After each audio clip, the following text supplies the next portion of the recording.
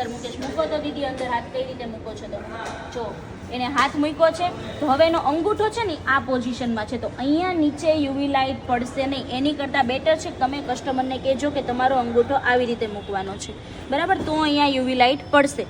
જો એને અંગૂઠો કઈ રીતે મૂક્યો છે, હવે આવી રીતે આપણે અંગૂઠો રખવાનો છે. ક્લાયન્ટ કેવી રીતે મૂકશે? આમ અંગૂઠો મૂકશે. મૂકો તો તમે જેમ ફ્રી ફ્રેશ મૂકતા જો આવી રીતે મૂકશે ને, આમ જ ડાયરેક્ટ મૂકશે ને, અહીંયા નીચે યુવી લાઇટ પડશે નહીં. નીચે યુવી લાઇટ નહીં પડે તો ત્યાંથી સુકાશે નહીં. કોઈ બી વસ્તુ હોય, બેસ્કોટ હોય, કલર હોય, કોઈ બી વસ્તુ, તમારે એને કહેવાનું છે કે આવી રીતે અંગૂઠો મૂકવાનો છે. કરો તો સરખો, જો આવી રીતે અંગૂઠો મૂકવાનો છે. અને હવે તમારે ખાલી અંગૂઠો ડ્રાય કરવાનો છે. લઈ લો હાથ બારો. તમારે ખાલી અંગૂઠો ડ્રાય કરવાનો છે. તમે કેમ રખાવશો ક્લાયન્ટને? આવી રીતે રખાવશો. રખાયું તમે આવી રીતે આમ રખાવશો, બરાબર. એની કરતાં તમારે ક્લાયન્ટને ખાલી અંગૂઠો ટ્રાય કરવાનો છે ને, તમારે આમ હાથ મૂકવાનો છે. એનો રિલેક્સ બી હાથ રહેશે. તમે આવી રીતે કરશો ને તો ઘણી વખત તમારું આ સાઈડની બહારની સાઈડથી ક્યોરિંગ બી નહીં થાય. તમારે આવી રીતે હાથ મૂકવાનો છે અંગૂઠા માટે સ્પેશિયલ. જો દેખાય છે?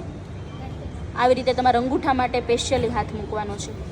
હાથ આવી રીતે અંદર નાખવાનો. તમારો ક્લાયન્ટનો હાથ બી સપોર્ટ રહેશે અને એક્ઝેક્ટ પરફેક્ટલી રીતે અંગૂઠો બી ટ્રાય થશે. આ છે નાની એમથી ટિપ્સ. આપણે અંગૂઠોને કઈ રીતે યુવી લેમ્પમાં ટ્રાય કરો કે હાથ કઈ રીતે રાખો. તમે કર્યું હશે બધું વ્યવસ્થિત, અને જો તમારું સરખું એ યુવી લેમ્પમાં હાથ નહીં ગયો હોય તો તમારી બધી મહેનત ઉપર પાણી પડશે. અને જ્યારે લાસ્ટમાં તો બધી વસ્તુ થઈ જશે ને પછી ખબર પડશે કે અહીંયા આપણી કોઈ બી એક વસ્તુ યુવી લાઇટમાં ડ્રાય થઈ નથી. Okay bye, thank you.